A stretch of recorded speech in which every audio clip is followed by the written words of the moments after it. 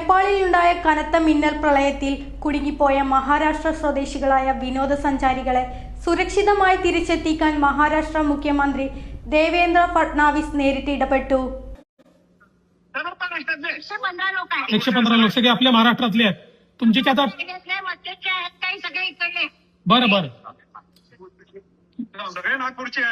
बरं बरं बरं ठीक आहे. त्यांना तात्काळ संपर्क साधतो आम्ही आणि त्यांना त्या ठिकाणी कारवाई करायला लावतो. काळजी करू नका.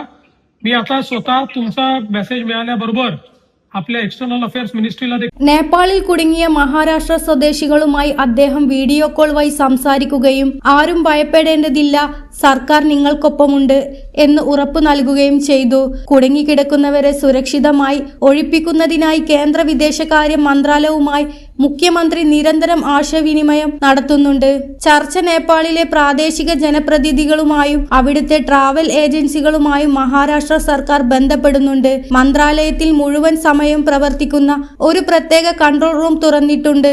Toll free number, control room നമ്പറുകൾ, ഇമെയിൽ വിലാസം, വിവരങ്ങൾ ശേഖരിക്കാനും ഏകോപിപ്പിക്കുവാനുമായി ഒരു പ്രത്യേക വെബ് ലിങ്കും ദുരിത നിവാരണ വകുപ്പ് തയ്യാറാക്കിയിട്ടുണ്ട്.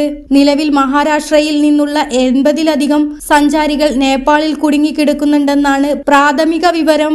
ഇവരെ എത്രയും വേഗം നാട്ടിലെത്തിക്കാനുള്ള ശ്രമങ്ങൾ ഊർജിതമായി നടക്കുകയാണ്. ന്യൂസ് 99 മഹാരാഷ്ട്ര.